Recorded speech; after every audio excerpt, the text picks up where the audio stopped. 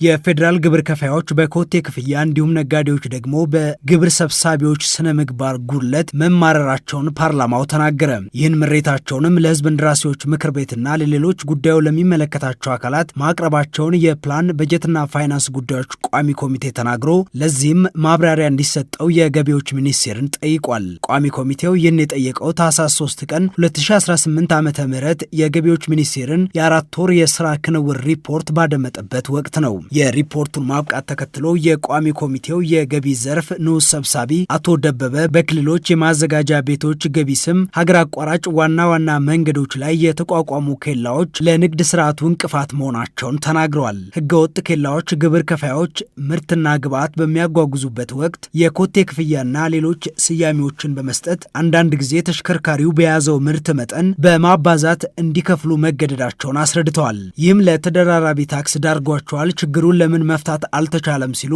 ጠይቋል።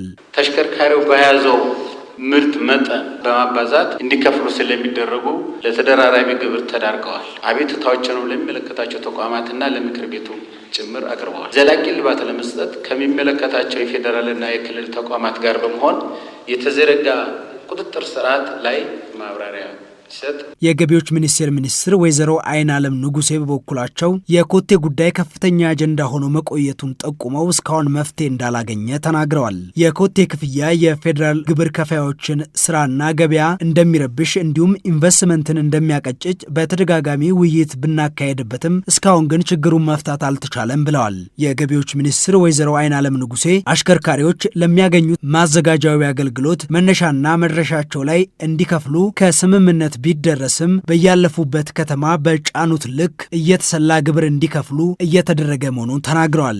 በተለይ የፌዴራል ግብር ከፋይ የሆኑ ምርቶቻቸውን በክልሎች በተለያየ አካባቢ አምርተው ወደ ከተማ የሚያንቀሳቅሱ ከፍተኛ ችግር ውስጥ ነው ያሉት። ስለዚህ በከፍተኛ አመራር ደረጃ ጫናን ያቀላል ብለን ያልነው መነሻና መዳረሻ ላይ ብቻ ለአገኙት አገልግሎት የሚመጥን ክፍያ ከመክፈል ውጭ ሌላ ተጨማሪ ጫና ሊደረግባቸው አይገባም ነው። ግን ወደ ታች ሲወረድ መዋቅሩ ከፍተኛ የሆነ ጫና እያሳደረ ነው ያለ። የጉምሩክ ኮሚሽን ኮሚሽነር አቶ ደበሌ ቀበታ በበኩላቸው ከጠቅላይ ሚኒስትሩ ጀምሮ ጉዳዩን የማያውቀው የመንግስት የስራ ኃላፊና መስሪያ ቤት እንደሌለ አስረድተው ግን ችግሩ እስካሁን መፍትሄ ማግኘት አልቻለም ብለዋል። የጉምሩክ ኮሚሽን ማድረግ የሚችለውን ሁሉ ማድረጉን የተናገሩት ኮሚሽነር ደበሌ ቀበታ ኬላዎቹ ጠዋት ተነስተው ማታ እንደሚተኩና የክልልና የዞን የስራ ኃላፊዎችም ኬላዎችን የማንሳት ፍላጎት እንደሌላቸው ጠቁመዋል።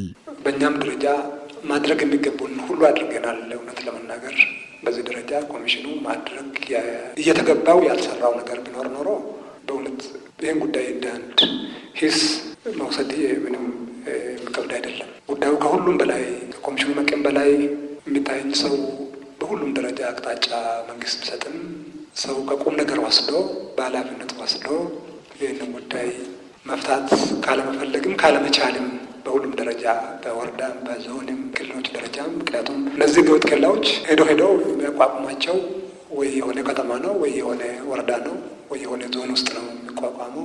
ሰው ቀጥታ የሚመለከታቸው የመንግስት አካላት አሉ። በተለይ የክልል የጸጥታ ተቋማት በተለየ መልክ እና የክልል አመራሮች ኃላፊነቱን መውሰድ ያለባቸው የእነዚህ አካላት ናቸው ብዬ ነው የማምነው። የኬላዎቹ ችግር በአንድ መስሪያ ቤት ብቻ የሚፈታ ስላልሆነ ሁሉም የድርሻውን እንዲወጣ የገቢዎች ሚኒስትር ወይዘሮ አይናለም ንጉሴ ጠይቀዋል። ሌላው ቋሚ ኮሚቴው ምላሽ የጠየቀበት ጉዳይ በገቢ ሰብሳቢ ባለሙያዎች ግብር ከፋዩ ነጋዴ መማረሩን የተመለከተ ነው። ቋሚ ኮሚቴው ከሰራተኞች የስነ ምግባር ጉድለት ጋር ተያይዞ በተለይም በኦዲት በክትትልና ቁጥጥር ምክንያት ከፍተኛ ምሬት ከነጋዴዎች እንደሚሰማ ተናግሯል። ሚኒስቴር መስሪያ ቤቱ ሰራተኞች ላይ እርምጃ ቢወስድም የስነ ምግባር ጉድለት አሁንም አሳሳቢ እንደሆነ ጠቁሟል። በስነ ምግባር ጉድለት የሚፈጠሩ ችግሮችን ለመፍታትና ግልጽነት ለመፍጠር አዲስ የኦዲት መመሪያ መዘጋጀቱን ወይዘሮ አይናለም ተናግረው ይህም ችግሩን ለማቃለል ድርሻው ከፍተኛ እንደሆነ አስረድተዋል።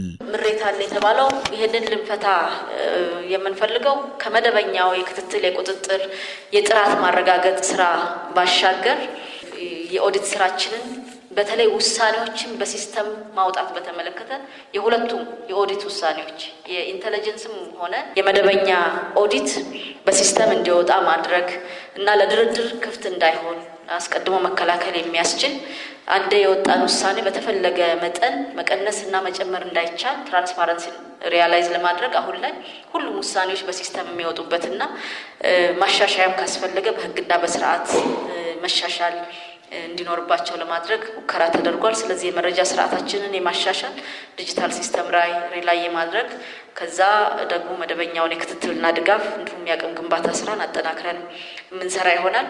በዚህ ሂደት ውስጥ አጥፊዎችን በቀላሉ ለመለየት የሚያስችል ስርዓት እንድንዘረጋ በመንግስት በተሰጠን አቅጣጫ መሰረት እየሄድንበትና ያለነው እሱ የሚያመጣውን ውጤት ወደፊት የምንገልጽ ይሆናል ማለት ነው። የገቢዎች ሚኒስቴር ባለፉት 4 ወራት የስነ ምግባር ችግር ባለባቸው 175 የተቋሙ ሰራተኞች ላይ የተለያዩ እርምጃዎች መውሰዱን ተናግሯል። ከዚህ ውስጥ 10 ሰራተኞች መባረራቸውን የገቢዎች ሚኒስቴር አስረድቷል።